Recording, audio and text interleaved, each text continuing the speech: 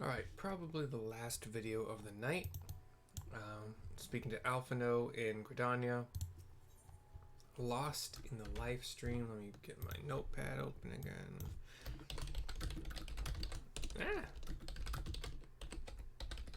In the are two separate quote-unquote words. Dummy.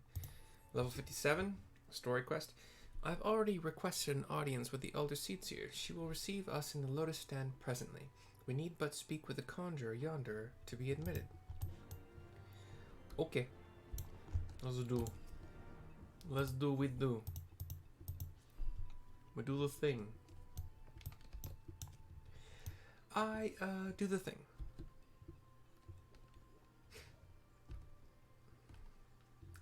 Lily pad area, you know, with the small triple waterfall, gorgeous, beautiful. Kane Senna, also gorgeous and beautiful. Cutscene. Be welcome, my friends, and speak freely. I gather your suit will admit no delay. It will not, milady. Pray forgive the abrupt nature of our request, but it is a matter of life and death. Alphina does his explaining thing. Kane Senna nods. Fade to black again. I see. As you say, we must needs act swiftly if we are to free Ystrola from the ungentle pull of the Lifestream. And as you have surmised, we cannot do this unaided. However... Fade to black again. Still more talking, apparently. I don't know what they have excluded. In requesting the Elemental's assistance to find Ystrola, you must needs be aware of one difficulty. A difficulty born of the fundamental difference between man and Elemental. That being? In perceiving the world around him, man relies upon senses such as sight and sound. For the sake of convenience, he gives names to such things as are near or dear to him. Being formed of pure ether, however, such concepts are foreign to the Elementals. Instead, they perceive by observing the ebb and flow of the energies of life. So profound a division cannot be bridged with simple discourse. The Elementals' voices stir not the air, and thus reach not our ears, while our words are but wind to them. Though we seers can commune with them through feelings, naught that we can impart will serve to aid them in identifying Ystrola. Nay, they must needs be presented with ether which is akin to hers. If you could but find a family member. Tataru Oh! I know just the person! raises her hand. Ystrola has a sister who came to live in Gridania. She told me about her once. Convenient. Oh, that is most fortunate indeed. Pray, seek this sister out then, and bring her to Evershade. There, we shall petition the Great One's aid in finding your lost companion.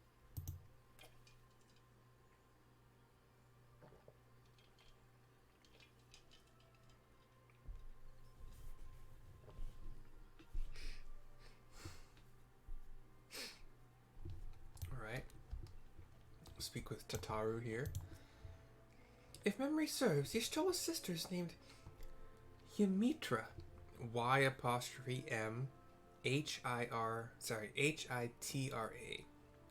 Himitra. She's supposed to be a member of the Sons of Saint Koinak.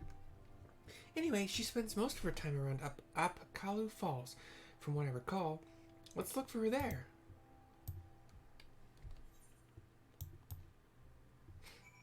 I will actually do an Ethernet little teleport thingy just to get a little bit closer. And sprint. I haven't sprinted in a long ass time. My words are starting to slur more, which is another good sign that I should stop recording pretty soon. I like to be precise as much as I can with my words, and slurring makes me less eloquent and what's the word I use when I talk to my clients? I don't enunciate as well as I'd like to. Emitra is in front of some waterfalls next to like a pond at the falls fallen, and she does look quite a bit like Y'shtola. Similar markings on her face as well. Yes, is there something you require? Lady Emitra, it is an honor to meet you. My name is Alphino Levelier, and this is Tataru. They both bow. It's kind of raining at this point in time, so you got drops everywhere. You explain the situation. Her eyes are a different color. I would say she looks somewhat younger, not a whole lot. So you were my sister's comrades in the Scions of the Seventh Dawn. Her eyes are like aquamarine, like a light aquamarine, whereas Y'shtola's I think were more pale blue, if I remember correctly. When I heard that your people were being pursued, I desperately sought to reach Y'shtola, but all mine efforts were to no avail. Now I know why. A forbidden spell of all things, that she should be so reckless. But what's done is done. I thank you for bringing word to me. Needless to say, I should be glad to help. She's wearing blue robes and black, like skin-tight pants, maybe even tights, and then white boots that go up past her ankles, but not like mid calf, just up past her ankles. Though we were born of different mothers, our veins course with the same father's blood. I hope that this will be enough for the elementals. Come, let us make for Evershade at once. Again, stuff I have never experienced because I just kept clicking through all of these things and had no idea she had a sister, half sister, whatever. Same father, different mother.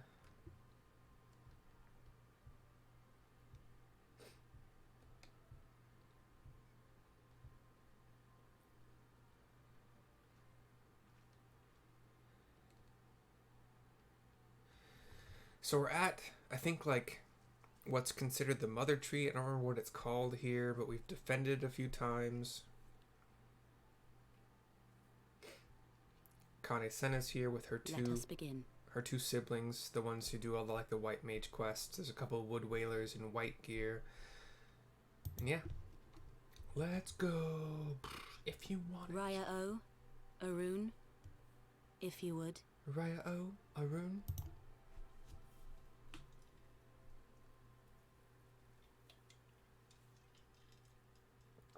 They take their places and start doing their magic machinations. Hearken to me, O great ones. Pray give yourselves to the Lifestream, a drifting soul to find.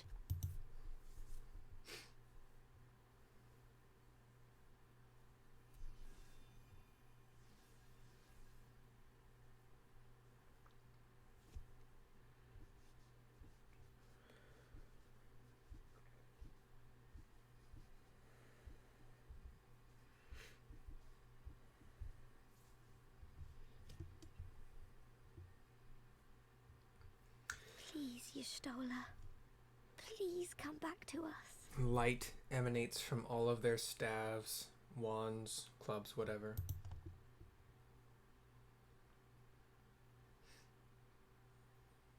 The tree starts to sparkle. It's not a tall tree. It is, tall, but it's not a grand tall tree. It's a very, very thick trunk. Very, very thick. Probably thicker than any trunk you have seen in real life.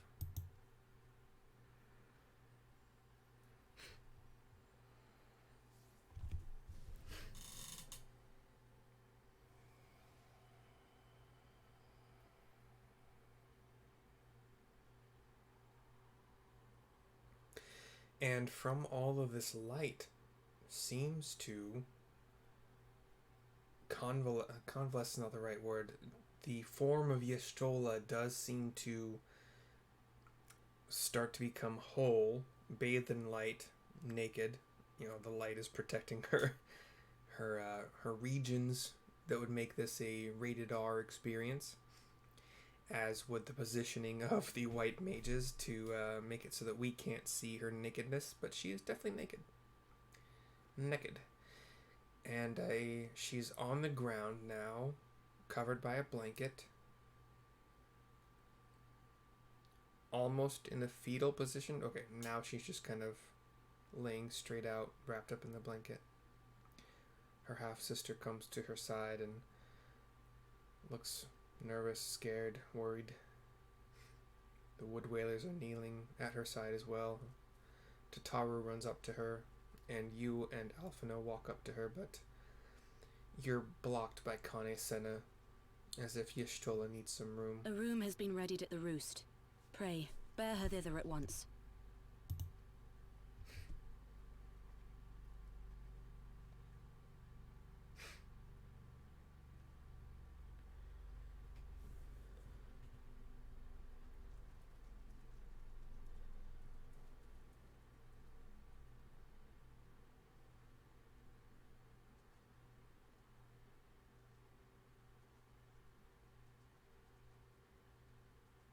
All that remains is to pray, my friends.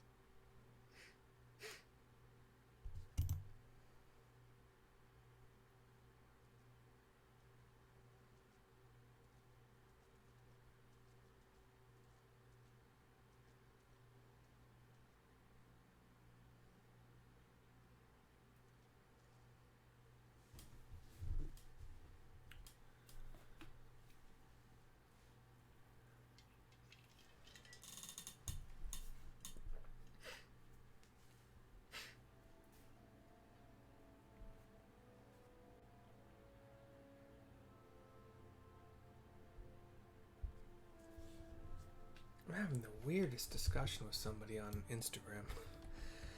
Alright.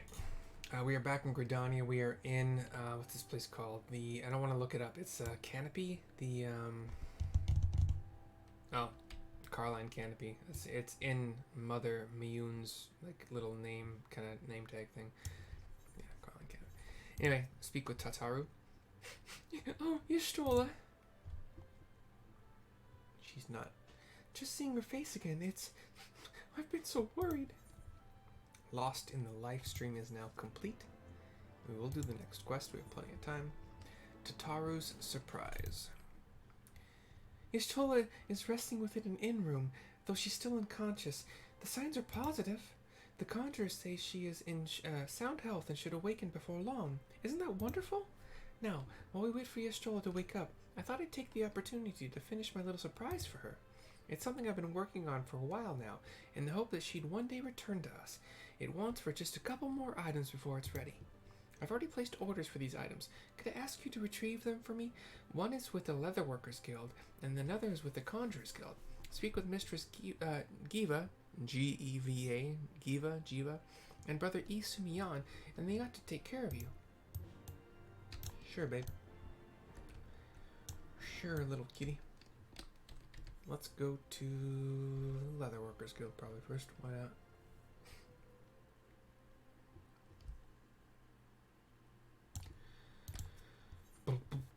Bottom on bow. Bottom on bow.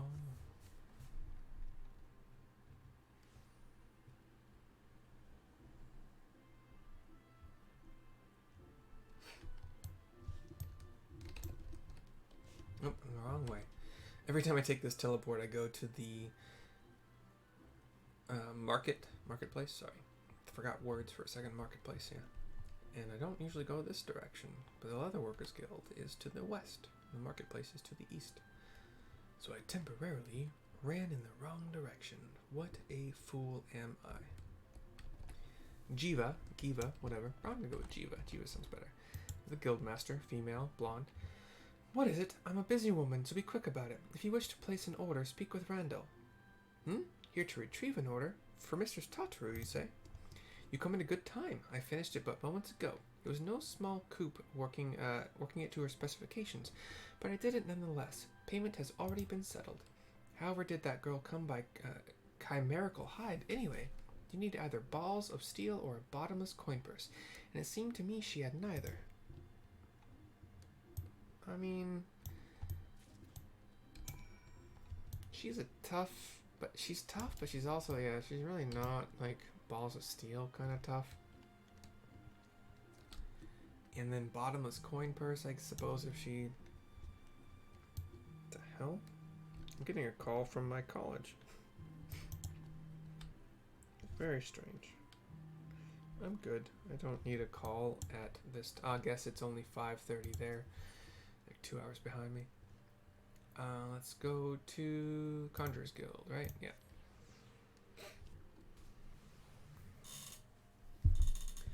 And west through the winding tree and underground tunnels of that lead up to the Conjurers. That's only one tunnel, so the winding tunnel, and it doesn't really wind much. It has like one little elbow bend, I suppose.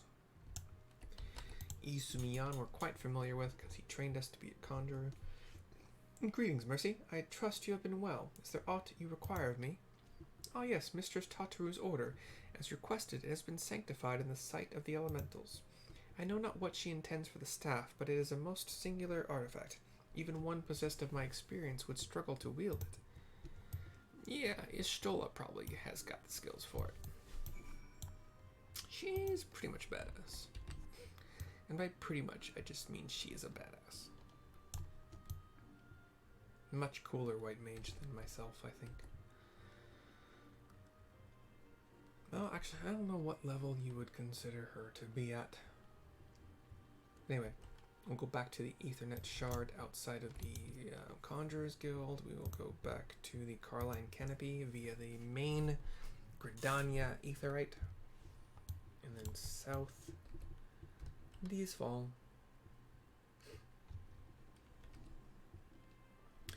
In a game called Rift. I think it was Rift 1. For some reason I think that might have been Rift 2, but I'm pretty sure it wasn't. There was a class that I think was Druid, and they were able to summon a pixie that was like their co-healer kind of thing. Because they could be like a melee, I think they could be melee DPS or range DPS or healer, and then like the way Rift worked with your different skill trees or talent trees or whatever, you should kind of like mix and match basically. But yeah, they had a pixie that would heal them, and that's kind of how I feel about the pixie in this game that goes with the scholar class. Anyway, I saw somebody's pixie and it just made me think about that. Here's Tataru. Oh, you're back. You have the items, I hope. And over the Tataru's Leatherwork Commission and Tataru's Conjury Commission. Ooh, it's precisely as I requested. A perfect match for the other pieces. Truly, Jiva is a master among masters. And the staff completes the surprise. Thank you so much, Mercy. I can't wait to see what Y'shtola thinks of the surprise. Lest you wonder, she's doing very well, and the conjurers have left her in her sister's care. Let's go and pay them a visit, shall we? Tataru's surprise is complete. This video is almost 19 minutes long. I will continue with it. We have another cutscene. It kind of looks like we're within my, room, but Y'shtola is sitting up, healthy. Yeah, pale blue eyes. Y'shtola! I'm so glad you're back! I was right. Her eyes are pale blue, like very pale blue. Tataru. Tataru starts crying. Y'shtola reaches out to her.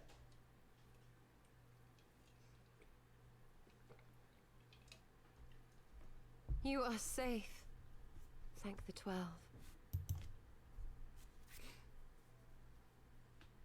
Something has changed about you, Elphino. Or mayhap the change is with me. I seem to sense the ether around me more keenly than before.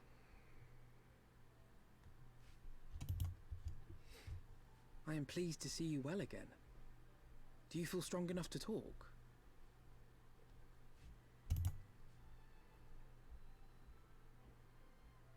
Worry not. I am well enough.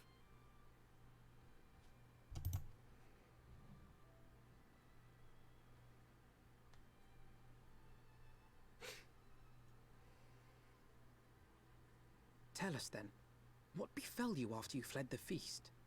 We were told that there had been a tunnel collapse.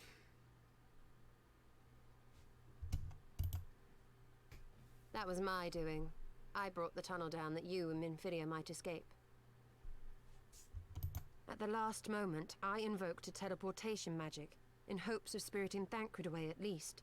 Needless to say, it did not go quite as planned, and I found myself adrift in the Lifestream. The others, where are they? Did they not escape? Her eyes might even be a little bit more pale than I remember them, actually. Maybe. IDK. They remain unaccounted for. You were the only one we have been able to find. I am truly sorry. It was the Crystal Braves who pursued you that day. My hubris that led to our undoing.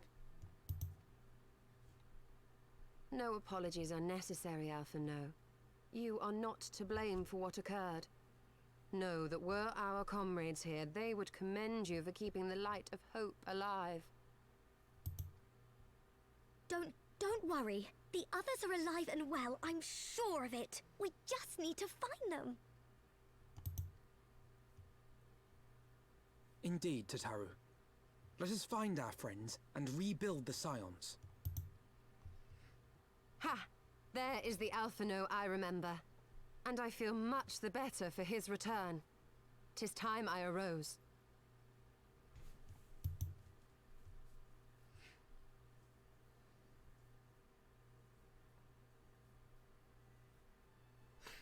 That reminds me.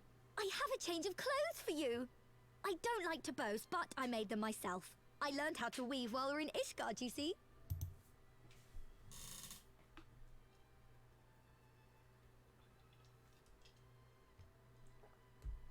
She turns to Alphino. Oh, to make us leave the room. He looked shocked for a second, unsure what was happening.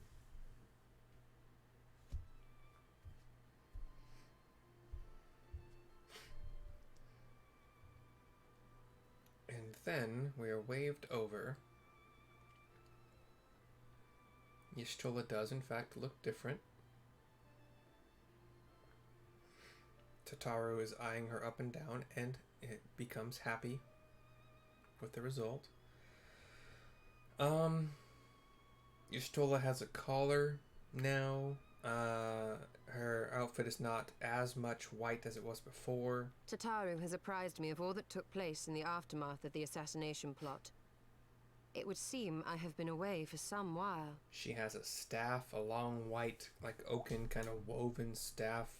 When, before she just had her kind of like twig wand thing. Her kind of shoulder and upper back area is all black. The collar is white. Kind of poofy white. And, I don't know. She's showing more upper thigh than she was previously. I guess, like, pretty much all of her was covered, I think, in a previous outfit, but whatever. Tataru obviously wants her to show more of her body for whatever reason. Yes, much and more happened during your absence. At present, we seek to follow the Archbishop to Azisla. And you want for some manner of etheric ram to pierce the floating isle's protective barrier? We do. Might you be able to furnish us with one? Does her staff have like a purple kind of crystalline tip? Or was I imagining that for a second? A means Yes, to yeah. prise open a hole in an Alagarn barrier. And one large enough to admit an airship, no less. Nay, I lack the knowledge to devise such a weapon. So if you were to draw a straight line from the very like bottom part, which is quite pokey, it could definitely pierce skin easily, maybe even armor, leather armor, whatever. So the bottom of the staff is quite pokey and sharp. If you were to draw a straight line up the entire shaft of the shaft of the staff, there is a purple kind of diamondish, like an elongated diamondish shape gem, whatever, at the top of it, and then a couple pieces of wood kind of go a little bit out to the side, and then mostly up, kind of like around, just a couple, around the gem, and they curl back at the top over the gem, so that kind of like pointing toward the upper tip of it. Just a couple of them, though.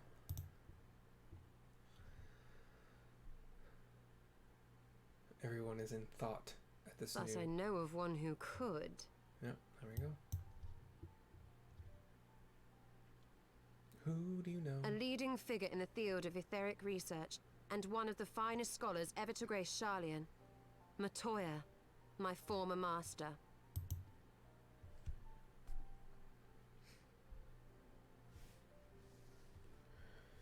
Who do you love? Do, do, do, do, do.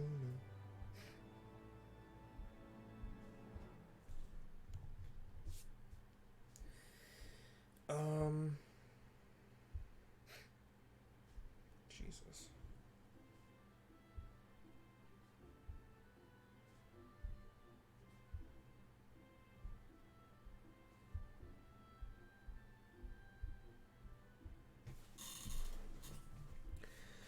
Okay, let's see, 27-ish minutes. Let's see what this next one is.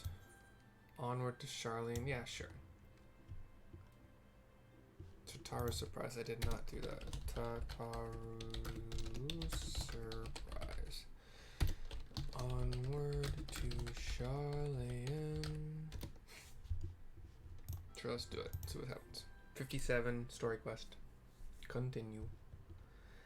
In my youth, I had the honor of studying under Matoya. In the field of etheric research, she was without rival. I have no doubt that her knowledge will be of aid to your cause, to our cause. The question is, will she share it with us? My master has ever been willful. The gods forbid anyone disagrees with her. When the Garlean's empire first marched upon Eorzea some 15 years ago, the denizens of Sharlayan were summoned back to the motherland. However, Matoya refused to join the exodus. To this day, she lives a hermit's life on the fringes of the abandoned city. So it is to the Dravanian hinterlands that we must go, to the place of my birth. Though Alessia and I were born in Sharlayan, our days there were short. We remained only until the exodus, and I have not returned since. Oh, so it's to be a homecoming then. As fine a reason as any to go to Sharlayan, and it would afford us the opportunity to pay my master a visit. I believe you have mistaken our primary objective, Ystrola. At any rate, the journey will take us through largely unknown territory. Let us first return to Ishgard and make our preparations. Ah. Speaking is getting harder. Especially doing voices. Crap. I'm losing it. If I even had it in the first place. Okay. Return to Ishgard, por favor.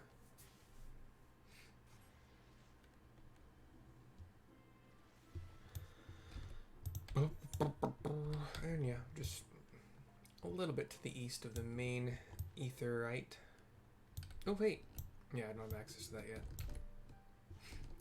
Once I finish Heaven's Ward. Anyway, here's Alphino, Tataru, and Ystrola nearby. Sharlayan is situated in the Dravanian hinterlands. To get there, we must strike west and traverse the breadth of the Dravanian forelands. Make no mistake, it will be a grueling journey. The party shall be comprised of Mercy, Ystrola, and myself. Tataru, pray remain in Ishgard and continue the search for our missing friends. Yes, sir! First, let's make for Tailfeather. Hata wusa shika Tailfeather.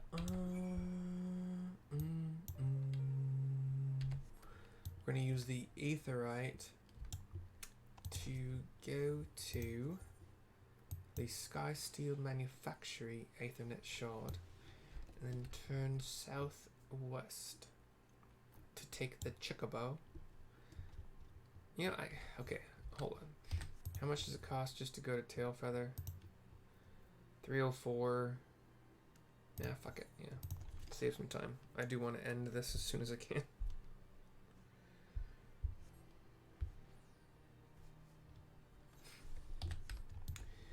Cause I'm losing my ability to speak. can enunciate properly and eloquently. Y'shtola and Alphino are here at Tailfeather. A long soak in the Lifestream followed by a long journey. I would not recommend it to anyone. But rest assured my strength is returning to me. I shall be back to my former self ere long. I'm not doing her accent well at all. I know that. Onward to Sharlayan is complete. And buddy peoples, I am ending this because I just can't talk good right now. So I will see y'all next time. Thank you for sticking with me. I think I made like 4 or 5 videos today. I do want to do Tuesdays and Thursdays as well. It depends on if I can, because mornings I do Dying Light because it is easy to just stop the game. And I don't know if there's like a timeout. Like I've noticed in Dying Light there is no real timeout. Like the game doesn't just decide to turn itself off if I'm inactive for 4 hours, which I would be. I don't know about this game and being inactive for that long, so I don't want to risk like having to redo a whole bunch of stuff, or even worse, like missing dialogue. Like it just like kind of teleports me further in the storyline, like just assuming that I click through speeches and talking and whatnot. I don't want that to happen. So I think I'll stick with Dying Light 2 for my mornings and lunches because of the ease of just like pausing basically. In this game, after work, Tuesdays and Thursdays I'm going to try to do. Anyway, thanks. See you later. Bye.